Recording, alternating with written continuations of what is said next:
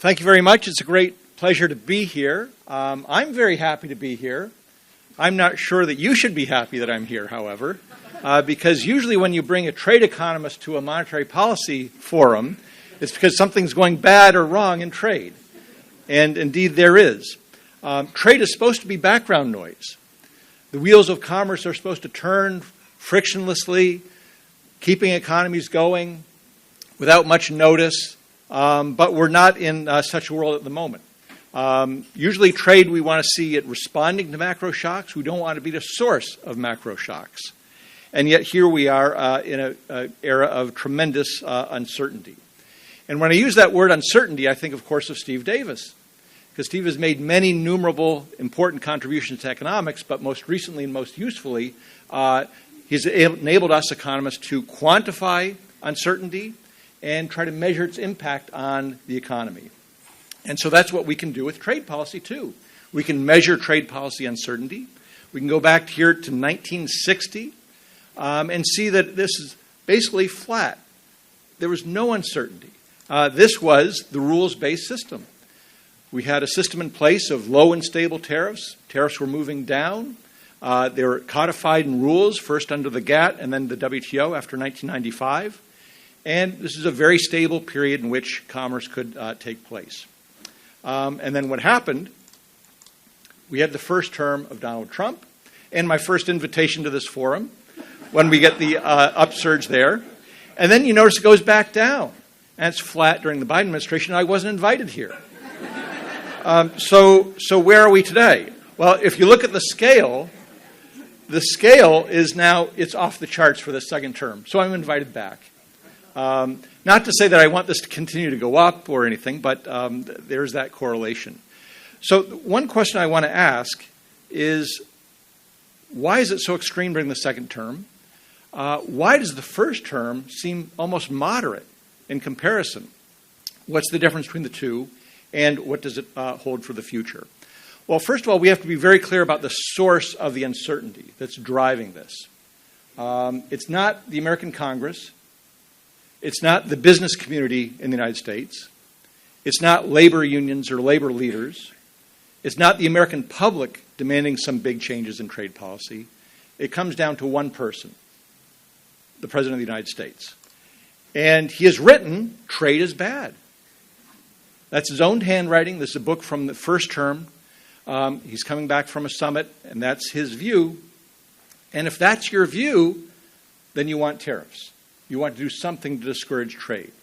Now, you might also say, well, maybe that's his view that trade is bad, but he can be persuaded that it's not, that the use of tariffs to reduce trade deficits, to reshore manufacturing, to raise fiscal revenue, to close the fiscal deficit, all these reasons for tariffs are erroneous or wrong. And guess what? During his first term, many of his advisors so told him. And what was his response? I know I'm right. If you disagree with me, you're wrong. His advisors did push back against him, but they got nowhere. So what I'd like to do during my time here is tell the story of a play in 3 acts. Act 1, the first term, which is sort of background, prologue to Act 2, the second term, in which we are currently living. We are currently in Act 2, Scene 3. Scene 1 was Liberation Day tariffs. Scene 2 was the 221 tariffs. And then we are currently about to experience Scene 3. And then Act 3 will be the future. So that will sort of frame my remarks. So Act 1, the first term, what happened? And why was an increase in the uncertainty from the previous experience, but not as much as the second term? This is a big crowd pleaser among the undergraduates, by the way. That little PowerPoint trick. So, day 3 in office, the U.S. pulls out of the Trans-Pacific Partnership. Shortly thereafter, President Trump threatens to pull out of NAFTA, but he's persuaded instead to renegotiate it, and we get USMCA. I love the picture of the Mexican president there making sure that the president is signing before he does, because you're never quite sure. And, of course, NAFTA, replacing NAFTA with USMCA, that was a great deal. USMCA will be fantastic for all that. Terrible NAFTA will be gone. But that didn't stop him from early in his second term from saying USMCA wasn't good enough, we're going to hit Canada and Mexico with fentanyl tariffs or what have you. And so once you sign an agreement, doesn't mean that agreement will stick, but it's stuck since then. What else happened during the first term? Well, a couple other things. So the first two there are the ones I just mentioned. A big change was the introduction of tariffs against China. 25% tariffs on $300 billion worth of U.S. imports, much tougher line with China. Obviously, really changing the dynamic relationship there. National security protection for the steel and aluminum sectors, 25% tariffs there. And then a bunch of other things. Safeguard protection, not working well with WTO, threatening to pull out. But the big change here was this.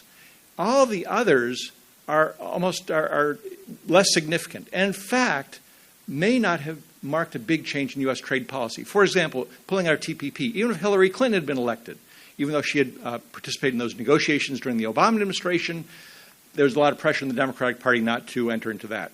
Renegotiation NAFTA, that's sort of a status quo thing. Protection of the steel industry. Well, what president hasn't protected the steel industry? George W. Bush did. Ronald Reagan did.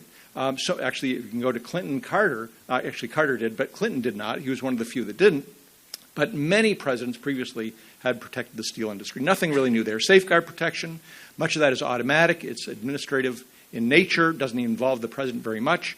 And the WTO dispute settlement system, that was also an issue of bipartisan concern and things that started under the Obama administration. So, in other words, there's not much change here as a lot of the drama might have suggested in the first term. And in fact, what was constraining the president from doing more, in some sense, were his advisors, the ones he wasn't listening to. They were still doing things behind the scenes to ensure that trade policy continued on a more or less level basis. So, for example, Gary Cohn, the director of the National Economic Council, took off the president's desk, before he could sign it, a letter saying that we're pulling out of the U.S.-Korea Free Trade Agreement. His other advisors, Robert Lighthizer, his U.S. trade representative, also act to temper the president in many ways because, being a trade lawyer in Washington and a very long-serving one, he was a proceduralist, he was an institutionalist, he wanted to go through the law to enact any tariff changes. And even though there's no love lost between economists and Robert Lighthizer, because this is what his view is of economists, there's a lot of respect, though. One can disagree with his views, but respect him in terms of what he does and what he brings to trade policy. But there's a lingering sense, there was a lingering sense at the end of his first term, the president's first term, that there was some unfinished business. The pandemic sort of took the direction of the administration away from trade policy. The president still had a lot of grievances, a lot of tariffs he wanted to impose that he didn't get around to.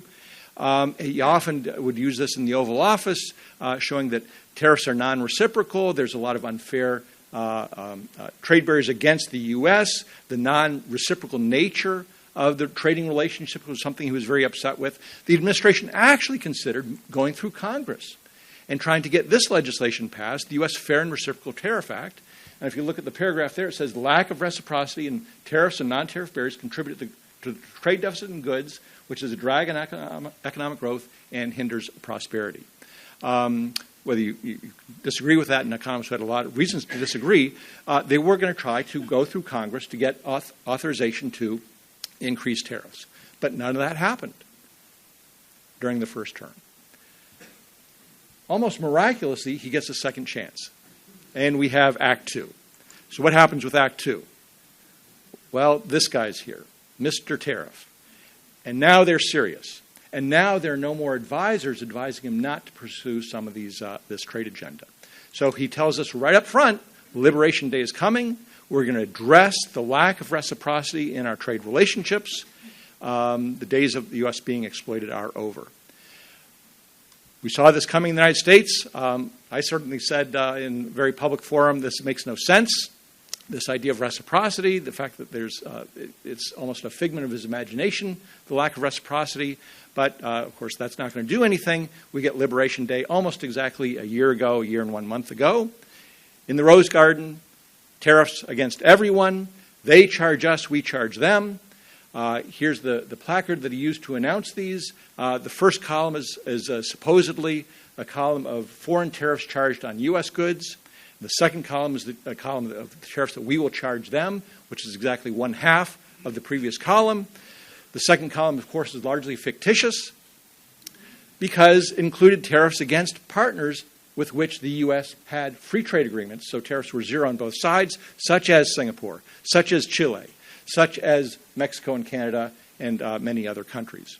But the tariffs were extensive, they were high, they were across the board, and no one was exempt from that. And I'm sure you all remember the ensuing events thereafter, the bond market effects, the stock market effects, the escalation against China, going quickly up to 145% tariffs on the part of the U.S. China was one of the few countries that stood up to the U.S.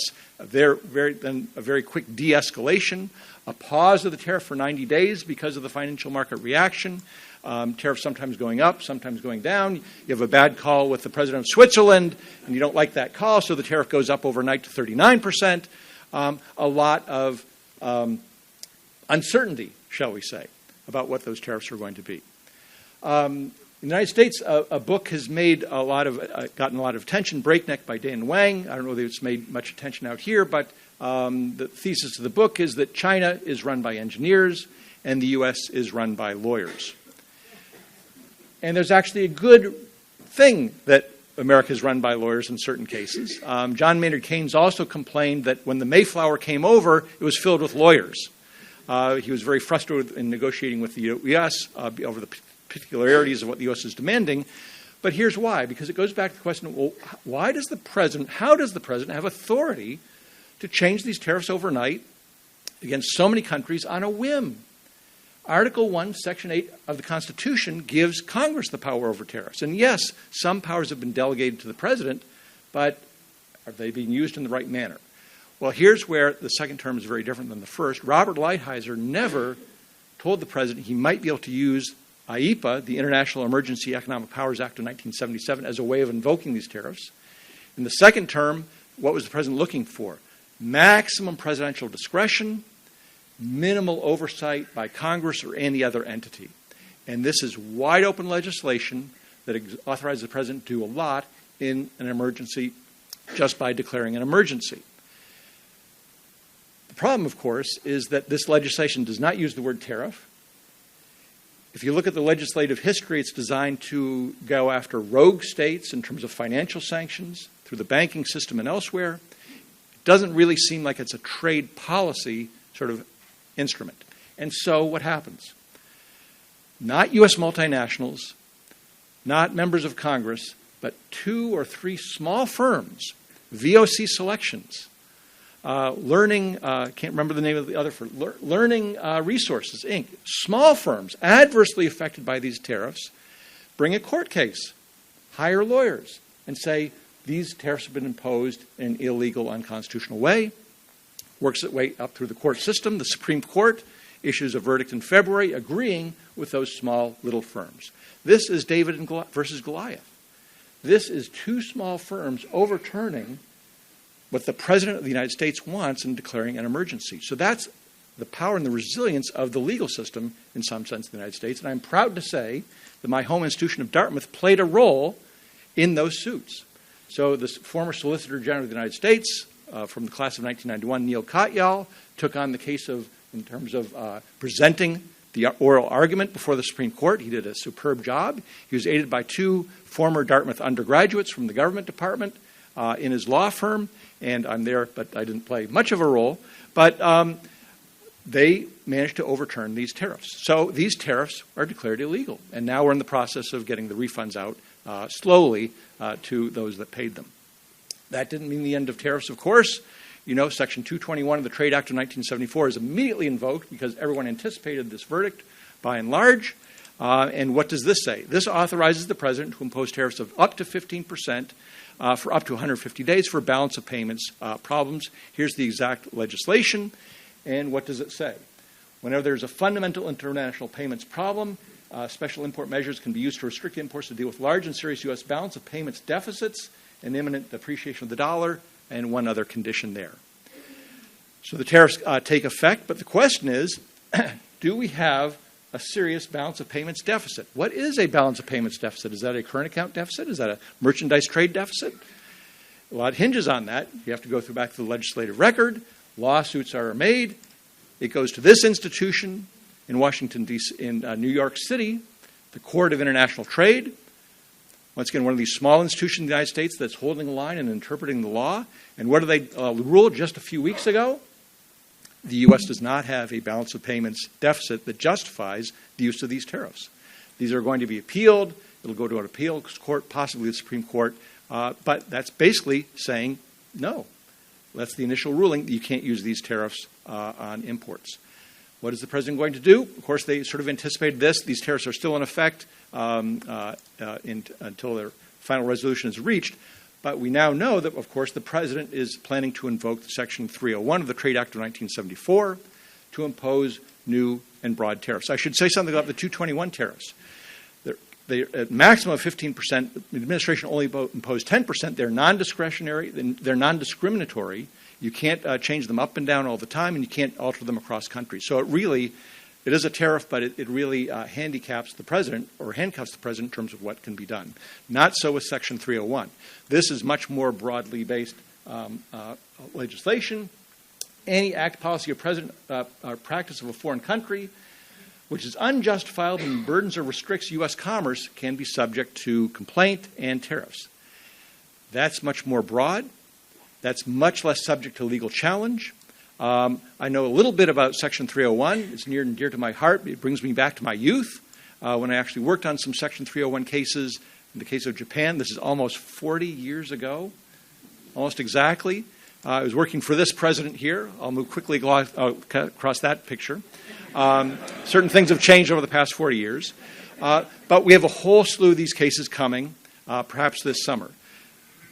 What is the justification? Structural excess capacity in the case of 16 countries. Notice most of them are in this region of the world. 60 countries for failure to ban imported goods with forced labor, including this region and many other regions. And the goal, of course, is to replicate the Liberation Day tariffs. And what Section 301 does, if you invoke it and it survives a legal challenge, is you do have complete discretion. They can be changed overnight. They can differ across countries. There's no particular limit to what those tariffs can be. And so we're going to be back in the world of deals with individual countries to try to escape from these tariffs. So what I'm suggesting to you is if you look at that tariff uncertainty chart, which things had been coming down, it's going to go back up. We don't know exactly when, but this could take us through the rest of the president's term because I think these Section 301 tariffs are a much stronger legal ground than some of the earlier ones. So I mentioned John Maynard Keynes a little bit earlier. He also wrote a famous pamphlet, The Economic Consequences of Mr. Churchill. So what have been the economic consequences of Mr. Trump? Cost to the U.S. economy, politically unpopular because of higher prices, and reputational damage to the United States. Just briefly touch on three of these. I'm sure you're very much aware of them. So first of all, if one of the goals was to reduce the trade deficit, reshore manufacturing, and increase employment in goods, services, and manufacturing industries, these have not been a success. It was mentioned earlier, I think Philip mentioned it, most trade is in intermediate goods. And when you tax imports of intermediate goods, you're hurting the downstream competitiveness of those other producers, and American manufacturing has not flourished under these tariffs. If you look at the PMI survey comments, it's overwhelmingly negative. It's not like American manufacturing is saying, gosh, these tariffs are really working out for us. We hear about Ford, GM, General Motors, and John Deere and others taking big tariff hits. So it hasn't been good in that sense. So not only has job growth stalled, particularly in manufacturing, but prices have begun to pick up. U.S. central bankers know all this. You know, over the summer, when the prices weren't going up so much, the administration was saying, see, the tariffs didn't raise prices. Economists were wrong. Except they themselves delayed the tariffs for 90 days. They themselves created the Swiss cheese where there's so many exemptions that we don't see the prices begin to pick up until the end of the summer when the tariffs began to pick up. And, of course, you've probably heard about the unpopularity of inflation in the United States. Well, tariffs contribute to that in terms of the perception of the American public, and so they're very unpopular. Very unpopular. Financial Times did a recent survey, found exactly the same thing. It's very partisan, of course. Republicans tend to support the tariffs, but even there, not a clear majority. So 49% say it's helped, 25% say it's hurt. Independents and Democrats very much say it has hurt. And this is just one of many elements of his economic program that has led him to be very unpopular when polled on specific particular issues, inflation being particular, but trade contributing to that. In terms of the reputational damage, so I've given some talks in Canada, and it's heartbreaking because Canada is America's best friend. I have to reassure them that this is President Trump. There's no animus on the part of the U.S., but the reputational damage that the U.S. is suffering in Canada is extraordinary and very, very sad. And it's true in this region, too. According to this Nikkei survey, ASEAN, who do you have to pick? This came up in the earlier session. Which hegemon is going to rule? The U.S. is now running neck to neck with China. Is there anything that good is coming out of this? Well, we've got deals. We've got deals with other countries, and maybe we'll get more deals with the Section 301 tariffs. But let's scratch these deals and see if there's anything behind them. So, first of all, the text of these deals is not very transparent. It is in the case of the UK, but there's this one proviso in these deals. This document does not constitute a legally binding agreement. And it's not being approved by Congress. It's not even being accepted by the administration. This is a very weak, flimsy deal, and so it's not really bringing any benefits. And, of course, there's the contradiction of requiring inward-bound foreign investment at the time we want to reduce the trade deficit, contradictions such as that sort. So what's the trouble with tariffs? According to J.P. Morgan, the trouble with tariffs, to be succinct, is that they raise prices, slow economic growth, cut profits, increase unemployment, worsen inequality, diminish productivity, increase global tensions. Other than that, they're fine. That's an independent assessment. Go to Paul Krugman, Nobel laureate for his work in international economics, lays out the cons. It's not going to reduce the trade deficit, not going to reshore manufacturing. What are the pros? I can't think of any. And once again, this is predictable. I wrote in the Chicago Booth Review a number of years ago why this is an exercise in futility. All the goals may be laudable. Reducing the trade deficit, reducing the fiscal deficit, increasing manufacturing, what have you. All laudable goals, but the means by which they're being achieved is not going to work. And so we come to Act 3, the future. So what could I say about the future? Obviously, it's very speculative, but let me just talk briefly about 3 points. Trade policy in the next administration, the future of the U.S.-China relationship, and then the future of the trading system and the WTO. So what about the next administration? Can we expect a course reversal? Well, we didn't get that with the Biden administration, who basically accepted almost all of the Trump tariffs and then actually increased them on China in terms of EVs and others. So it's not automatic that just because President Trump is unpopular and that the tariffs themselves are unpopular, that we'll get a reversal. So I would expect a future administration, even if it's a Republican one, to remove some of the excesses and the drama from the others, but getting rid of the tariffs completely, that's not something I expect to see. There's a historical pattern. Tariffs can go up quickly, but they come down slowly. And that's, I think, what will happen here as well. And the reason they come down slowly is because, first of all, just thinking independently about it, if you've imposed something, politicians like leverage. And this is what Catherine Tai, a U.S. trader up in the Biden administration, often said: tariffs are a tool. Why would we give up a tool unless we get something for it? So for the U.S. to reduce its tariff, it won't happen unilaterally. The repeal of the Smoot-Hawley Act, in some sense, never really happened. It happened unilaterally through these trade negotiations, which took time. It'll come through trade agreements. They'll have to be negotiated down in some way. But the problem is, the longer the tariffs are in place, business interests adjust to them. And then they form a pact of resistance to changing them. Federal revenue is now a consideration because the U.S. fiscal deficit situation is so large. And this idea of a political tool. Governments don't want to give up tools. Another future administration is not going to give this up unilaterally. In addition, even though tariffs are unpopular among the public, they're not unpopular among politicians in Congress. And so there's some griping about them, but there's economic nationalism that's bipartisan, and that tool is not going to go away very quickly, I believe. So there will be some correction, I would hope, but don't expect anything big and don't expect it to happen fast. Now, what about with China? Well, we've heard about the Board of Trade, the Board of Investment with China and what have you, and the recent summit didn't really amount to much, but I think there's a movement in the U.S. to move towards outcome-based policies, or have outcome-based policies, not rules-based policies. That is, the political and security concerns in terms of that bilateral relationship mean that open commerce, even with tariffs, isn't good enough, that it has to be managed, and we have to manage outcomes, not just see what trade happens with certain rules in place. This managed trade approach, the U.S. tried this against Japan in the late 1980s and early 1990s, where we mandated the purchase of semiconductors. We want to mandate limits on imports of auto parts and what have you.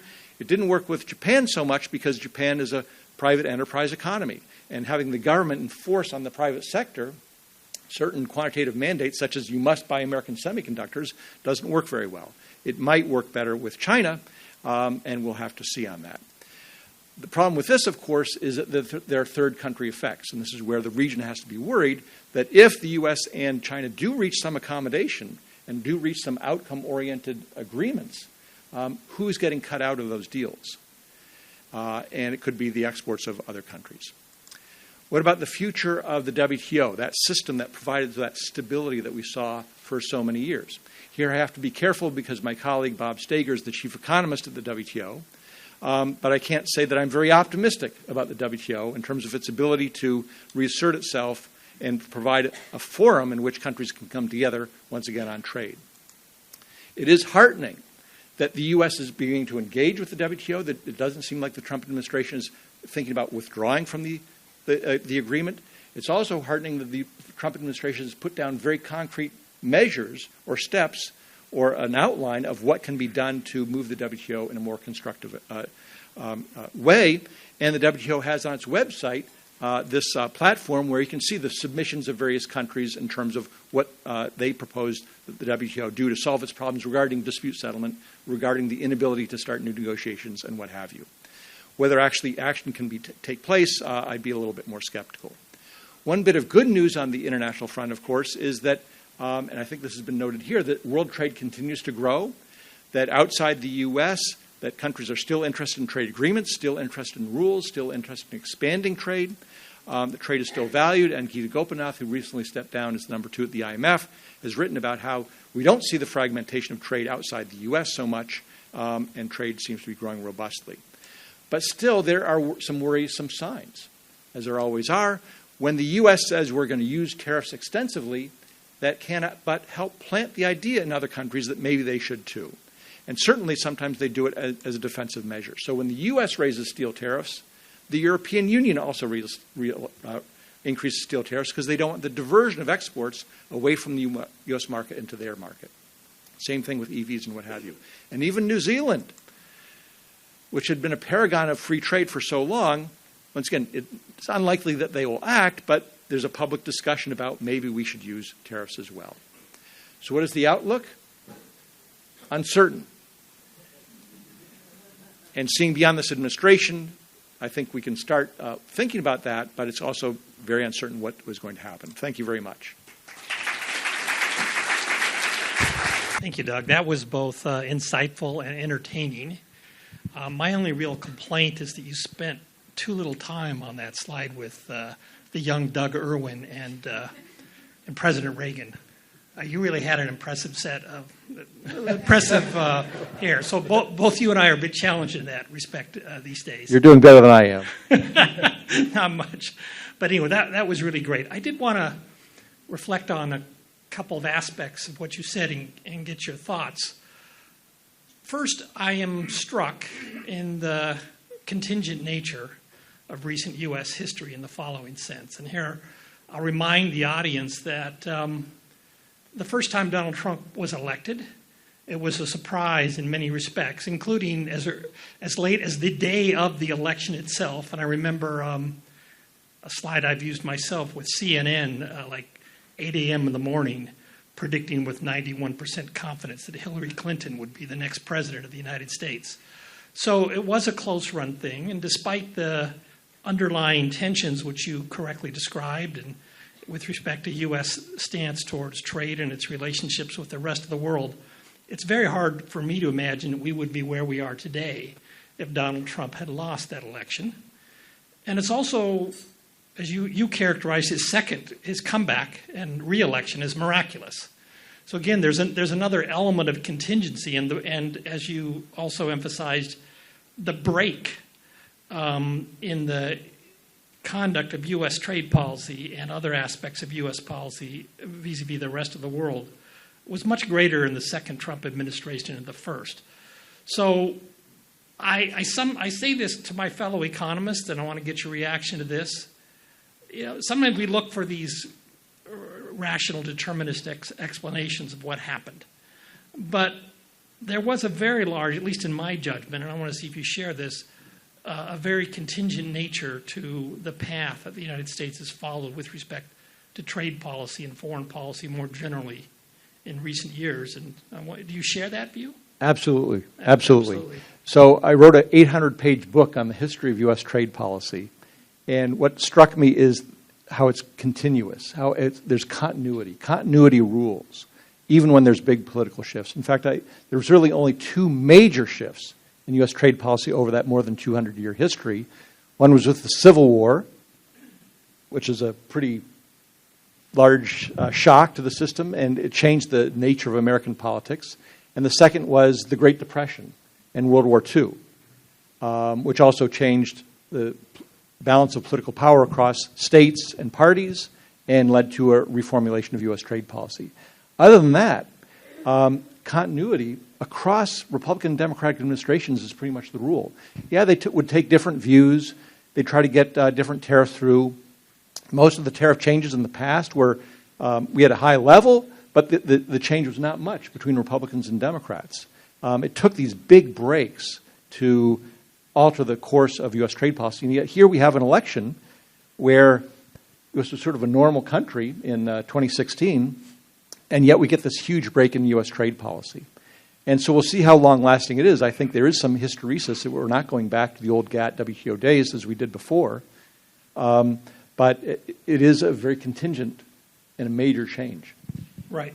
And I was just going to add, the reason we're able to have that in some sense is Congress has delegated so much power to the president over the years on the assumption that the president would be a better actor on trade policy than the Congress itself, which couldn't be trusted because it was too closely tied to constituent interests and at the behest of various industries. But the president thinks about the national interest, and the president thinks about foreign policy, and that assumption didn't hold true here. Yeah, so from a theatrical perspective, to pick up on your approach, there's elements of tragedy, farce, and irony in the evolution of U.S. trade policy. The irony is that, as you described, Congress delegated much of its authority over trade policy to the president, thinking the president, the executive, would be the more responsible branch of government. That hasn't worked out very well lately. Despite the contingent nature of what's happened, and I think you and I are on the same page on this, and this is the tragedy part, and there is tremendous reputational damage to the United States. Okay, and even under the best of circumstances, which there's a president with very different views that's reelected, and you did point out, and I think this is important to understand, there's no broad base of political support for what President Trump has done to trade policy. Okay, so but I accept your diagnosis. Doesn't mean we're going back. So there's hysteresis in this process, but it seems to me more important than whether when there's a new president, whether tariffs come down quickly or slowly. More important than that, in my view, is whether the U.S. can start the hard, long slog towards reestablishing its credibility as a reliable trading partner and as a reliable partner in other aspects of its foreign relationships. Do you share that view, or do you really see the trade thing, the tariffs themselves as the key thing? Well, you talk about the reputational damage and the loss of trust. I think there was a chance to rebuild it with the Biden administration, and they did to some extent. But then to have him followed again by another second Trump term, I think it put other countries on notice that we can't trust one term of a different president that embraces cooperation with other allies, because we don't know what will happen after that. So I think you're right. It's going to be a multi-term sort of regeneration. of U.S. foreign policy, trade policy to win back the trust and the support of its allies and others. I mean, particularly when we've had, it used to be when you signed a free trade agreement with the U.S., it sort of takes trade off the table. You don't have to think about it anymore. And the fact that even these agreements, let alone, one can understand the U.S.-China breach in some sense. But the U.S.-Canada breach, the U.S.-Chile breach, the U.S.-Singapore breach, the U.S.-Australia breach, that's in a different category. So I think signing agreements may not be enough going forward. No, I certainly agree with that. Signing agreements is not enough. Certainly Trump's deals are not enough. There are some hopeful notes. You correctly pointed out that the U.S. institutional system of checks and balances has operated to some extent, slowly, imperfectly. The Supreme Court decision on the IEPA tariffs was the most important example of this. The Court of International Trade recent ruling that you also mentioned. But that by itself is helpful, but won't be enough. So part of getting back on a path towards the United States, this is my view, and I want to see if you share this, presenting itself to the rest of the world as a reliable trading partner will turn on conduct, but also the reimposition, I think, of rules on its own conduct internally. The Supreme Court is part of that process. Congress taking back some of its authority over trade policy might be another route. But do you see, let me turn this into a question, do you see a plausible scenario whereby the United States undertakes internal reforms that can accelerate this trust building activity? Or will it just be a matter of behave well for a few decades and we'll trust you again? I think you put your finger on something very important. It's a very difficult question to answer, but Congress. Getting Congress back involved in the trade policy process. Because I think what's happened with both administrations recently is that they really ignored Congress and not consulted with Congress. This is really remarkable in the Biden administration because Catherine Tai came from the House Ways and Means Committee as a staffer there. And presumably if you're coming from Capitol Hill, you always want the administration to work with members of Congress in formulating U.S. trade policy. And yet she was almost like a Trump official, and not contempt for Congress, but not willing to work with Congress. And I think for other countries to see the U.S. as behaving as a better actor now, they'd have to see it's not just the administration and their crew, but Congress is behind them. Congress will support them in terms of legislation. And this is sort of the irony, is that for so many years, moving trade policy away from Congress was considered a movement towards more liberal-oriented international economic policies, and now we're saying, well, actually getting Congress more involved is the way to move back towards those policies. All right, let's open it up for questions and comments. Michael Spence, can we get a microphone over here to Michael? Thanks so much, Doug. I have three questions, so they're really short, and I think they're connected. On the Trump one slide, you highlighted the China tariffs, and I understand. And at the bottom of that slide was disable a WTO dispute mechanism. So question one is, does that matter? Two, Trump said trade is bad. And my question is, does he believe it? Or is it a negotiating tactic? And the third question is, I think the reason I reacted and many Americans reacted differently to Trump 1 and Trump 2 was the aggressive, I'll call it attack, on what are conventional allies. I grew up in Canada, so I know what you were just talking about, but it's Europe and others. I think that was the aggressiveness of that. So could you just respond to that? Sure. I'll go in reverse order. You're right that the rhetoric against... so even during his first term, he always said, it's not just our foes that treat us badly on trade, it's our friends as well. But it wasn't sort of a thrust of the administration policy, whereas with the Liberation Day tariffs, the ripping up of his own agreement, USMCA, at least initially, the threat that there being, does mark a difference from the first term. And the breach with Europe and the unwillingness to negotiate and cooperate too. So I think that is something that's fundamentally different. The second point was, what again? Oh, trade is bad. So it's a little hard to know, but there was a period when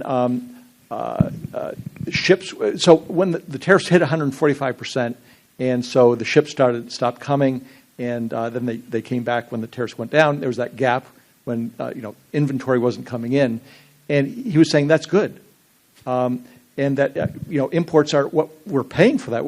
It's a drain on the U.S. And the misuse of the GDP identity, X minus M, a drag on growth and all that sort of thing. I think that's sort of implicit in his mind is that reduces GDP, and a lot of his advisors will say that too. Now, whether that's it or whether he just wants a better deal, it's really hard to know. So I wouldn't speculate on that. And then the first point was. The first one was, does it matter if we just scrap the WTO adjudication? Well, I think it does matter, yes, but it wasn't a big difference from Trump 1 versus Obama, because it is the Obama administration that stopped nominating members for the appellate body. So what that points out is that there's a bipartisan concern about the decisions coming out of the appellate body. And actually, I sort of agree with that a lot of the WTO decisions, there's judicial overreach. I could sympathize, too, with the jurists there because WTO agreements are written very broadly. They have to be because you have so many countries negotiating them. So in any particular case, you have to interpret it in terms of a bad text or a vague text. So you have to make a definitive decision. But there certainly strikes me as overreach and the WTO going too far. And so you don't want to blow up the system because of that. You want to reform it. And I think the problem with both the Obama and the Trump administration and the Biden administration is that they didn't have a positive program for reforming the WTO and saying, can we make this work? Danny, Aniqua. Thank you, Doug, for stupendous lecture. I wanted to press you, if I may, a little bit on the future of the WTO part of your talk, but maybe broaden slightly. Jagdish Bhagwati famously worried about how if the world broke up from the one unified multilateral system, we'd end up with a spaghetti bowl of agreements. But now, in your accounting and many others, the United States is no longer so keen on being part of that system. Can we imagine a global trading system without the United States? Let me just quickly mention a couple of things. It used to be that America was imported 25% of China's exports. It's now down to 12%. America imports 11% of what the whole world exports. That's a large number, but it's not 50%. It's not 60%. So can we imagine an international trading system without the U.S. in it? And can you imagine what the world might look like if we did break off into flexible topologies of different trading coalitions without U.S. leadership? Thank you. There's a lot in there in so many different directions I could go. So I'll just make a few scattered points. One point is that this is where withdrawing from the TPP was sort of a big error, I think, of the Trump term, where they should have at least given it a month to think about it. Because what the TPP was, or the CPTPP, is a trade agreement without China. And I think that's the main concern. And that's also why I think the U.S. will not commit itself back to the WTO, because China's in it, and we don't want, and there's just so much friction, different approach there that, and overlapping security and other concerns that the WTO just won't work for the U.S. in that sense. So then the question is, well, what do you build outside of that? TPP would have been a great start. That's what's interesting about the Trump approach, which is almost purely bilateral. So they're not thinking about groups. Maybe this gets back to negotiating leverage or what have you. He wants countries to deal with the U.S. bilaterally. So the U.S. is not interested in stitching together something on a more systemic basis. Can the rest of the world get away with, or can they do something? Well, there's where, in fact, the Director General of the WTO, Ngozi, often points out that, still 3/4 of world trade is still on an MFN basis. So the rest of the world has not walked away from the system. The rest of the world still has value in this system. So the system can survive in some sense without the U.S. That will continue on.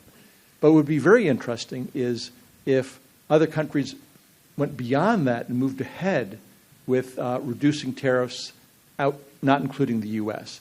And here, one of my mentors has always been Barry Eichengreen for integrating history and current policy so well. And one of the themes I've seen in the U.S. history is that when the U.S. feels it's being discriminated against by other countries, particularly if there's a trade arrangement aimed at the U.S., that activates the U.S. and gets us interested in and reducing that. So the Kennedy round of the 1960s came about because of the formation of the European Economic Community. The Reciprocal Trade Agreements Act of 1934 came about because of imperial preferences when the U.S. stepped back with the Smoot-Hawley tariff in the Great Depression. So sometimes being excluded, it takes time, but the U.S. doesn't want to be excluded in the long run, and it could bring back the U.S. to the negotiating table. This gentleman back here I'm sorry, we'll come to you next. I didn't realize you had the mic. Yeah, Hart Bin, I'm an economist with Maybank. One of the reasons why I think Asian exports hasn't been hit hard because electronics have been exempted, and especially semiconductors, pharmaceuticals. So come July, when this Section 122 tariffs are void, do you think that that will be the case, or do you think so Trump treats tech and electronics, semiconductors as something a bit different from the rest? So for the 301 tariffs preserve discretion on the part of the president. So they don't have to be across the board. They can be various rates on various goods. In fact, we could get more extreme variation in U.S. tariffs than we did under the IEPA tariffs. So the fact that electronics and semiconductors are exempt, that could continue under the 301s. Technically, I'm not. They could have exemptions under 122. I'm not sure about the legal status of that. But once again, I expect those are going to be gone soon, and the 301s will be in place. Here we go. Thank you, Fraziali from Central Bank of Malaysia. It's hard not to talk about China when you talk about trade. So, did China break the rules of international trading system? Or did China reveal that the rules were never meant to tackle an economy of China's scale, state capacity, or such stupendous state capitalism? Thank you. Great question. So the U.S. had brought many cases against China under the WTO when it was functional. And China always adhered to the findings of the WTO and would change its policy almost immediately. The problem is that there's so many substitute policy instruments that can lead to the same outcome, that if China is required to get rid of an export tax or eliminate a discriminatory practice with respect to services or something domestic, that the outcomes wouldn't reflect the fact that they agreed to the change in rule. And that's why I mentioned outcomes-based trade policy, because if you don't think the rules are really working in terms of opening up markets, then you sort of shift to something else. You think either the rules aren't working, we got to shift to outcomes. I think the broader issue with the U.S. and China is not so much that they didn't live up to what they had signed up to in gaining adherence to the WTO or gaining admission to the WTO, but the systems are just so different that state capitalism, state-owned enterprises, guidance from the party in terms of what the private actors can do, it's just not the market economy in the way the U.S. is used to dealing with other countries. And that's what the GATT was. The GATT was with market economies.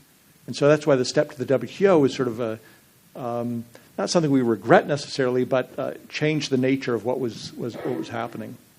So there is this debate in the U.S. Did we make a mistake in letting China into the WTO?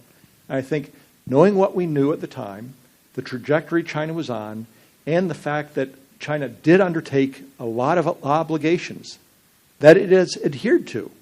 It was not a mistake. But things changed after the global financial crisis. China moved in a different direction, and now it's two different systems that don't work well in terms of the WTO rules. There are things outside the rules that create conflict between the two countries, and therefore the WTO is not the place to adjudicate those. But Doug, I want to follow up on that one. This is an important question. And here's my understanding, and please correct me if I'm wrong. The U.S. position is that the WTO adjudication body made rulings that extended beyond what the treaty language that the U.S. and others had originally agreed to. And in particular, the U.S. wanted to levy countervailing duties in response to subsidies from the state, directly or indirectly, to Chinese enterprises that, in the U.S. view, was disadvantaging U.S. firms. And the WTO body, as I understood it, said, no, you are not authorized under WTO rules, saying this to the U.S., to levy countervailing duties for indirect subsidies. And the U.S. position, and I'm not taking a stance here on whether the U.S. position was right or wrong, although I'd like to hear your view, the U.S. position was there's no such language in the treaty that we signed when we entered into the WTO that allows you to make that adjudication. Have I got that right? And is that really the incipiency of of the Obama administrations? That's a big part of it. It was Okay. more than that, but you're right. I mean, it's an existential question for trade lawyers. What is a subsidy? And there have been volumes written about defining what a subsidy is. And then you have to take the legal text and interpret a particular subsidy in light of that. So there's a lot of gray area here.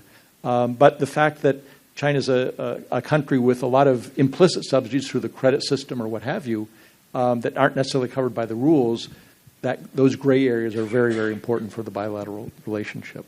Okay, so I'm going to, my summary of this is the Chinese view is we abided by the WTO rulings, adjudication rulings, and the U.S. did not. The U.S. position, and I'm trying to summarize this in a succinct way, is no, the WTO adjudication body extended beyond its authority in the treaty that we entered into. Is that a fair assessment? It would be two things. In the case of subsidies, sometimes there are practices that are not even defined in the rules that China's undertaking that undermine the value of the commitments that they supposedly agreed to. And there's provisions of the WTO that sort of allow for that. And then there's, let's see, what was the other point? Different policy instruments that can substitute for the one that's China's changing in some sense. Okay.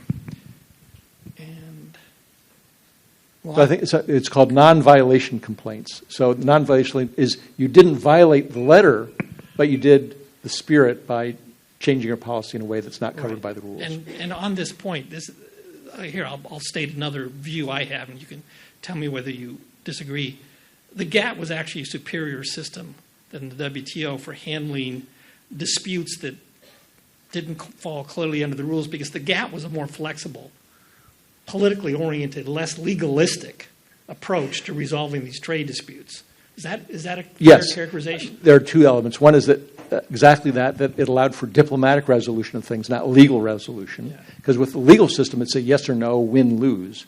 And with diplomatic solutions, you can sort of hedge things or paper over differences.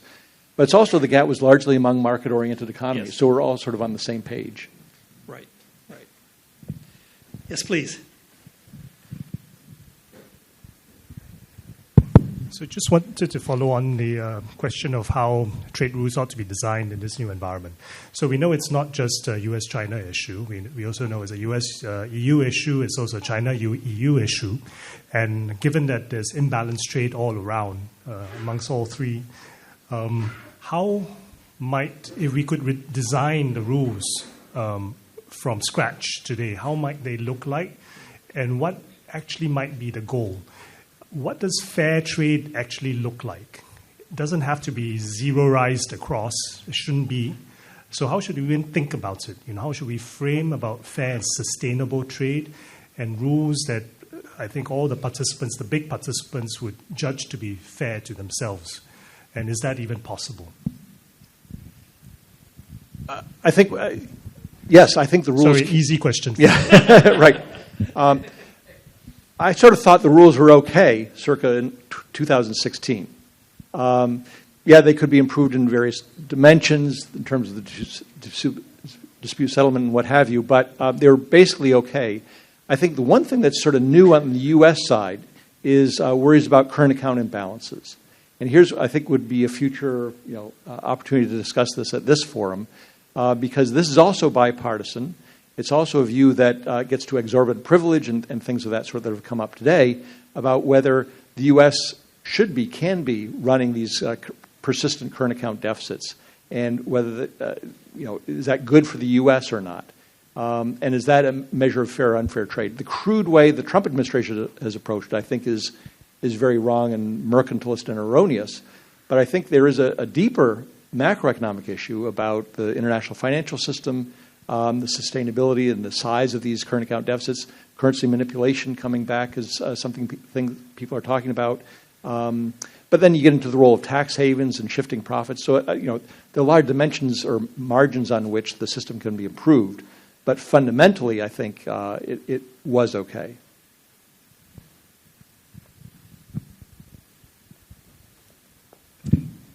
So in other words, the rules are not just on the trade side, it's on the tax side, it's on the external imbalances side, and other things that are ancillary to the core of the trade system. Oh, yes, we got, Xingjin. Yes, please. Thank you very much, Doug. So two questions. One is interpretation of the previous conversation on Chinese compliance record in WTO. So first, let's note the fact that Chinese accession, the negotiation over Chinese accession to WTO took 15 years. And it's very hard to point to things that China does in subsequent years that were unknown. I mean, China is substantially more a market-oriented economy today than at the time when China joined WTO, right? So anything that deviates from non-WTO, non-market mechanisms well researched and understood. That's why, as a consequence, the Chinese accession document is substantially thicker than any other country's accession document, including Vietnam and Russia. There are a lot of provisions there that trying to take into account this. There are also, in fact, also outcome-based rules there. As example, China is the only accession country that had to accept a surge rule that any time if an export of any product to any market exceeds, I forget the exact numbers, like a 15% rule, then the importing country with no need to justify can impose special tariff, special safeguards, called special safeguard on China. It's outcome-based stuff. So there are a lot of stuff going to that. So therefore, I want to.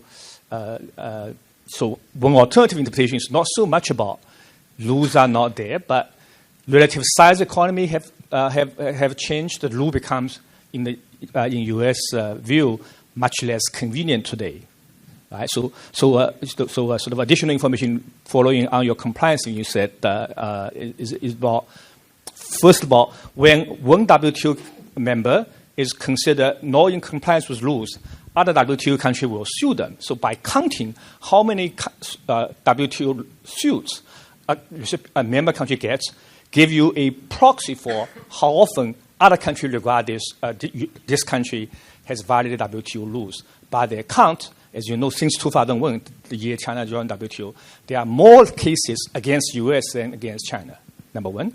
Number two, you can also have a sense about how a country complies with rules. How do you know that? If a country chooses not to comply with the ruling of WTO, the same complaining country can launch another case. So you can also count how often a given country that receive a second complaint about the same thing.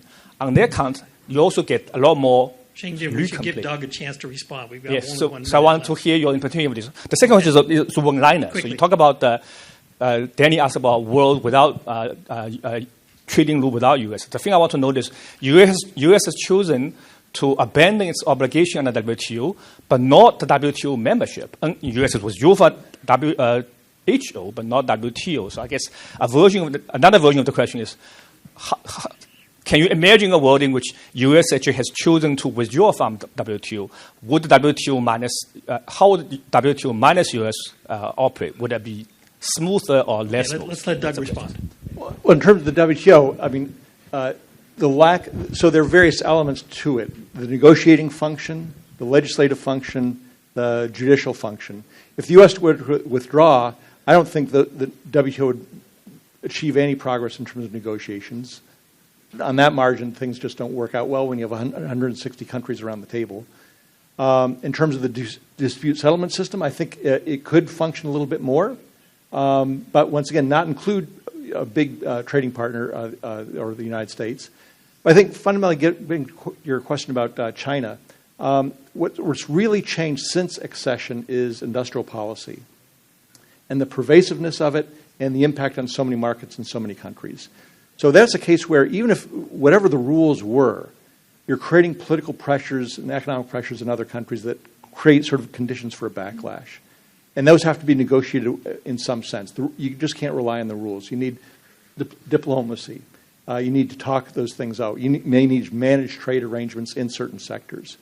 And so I think we just can't take the WTO as static, saying, okay, what was decided in the year 2000 or 2001, that's good enough for the future.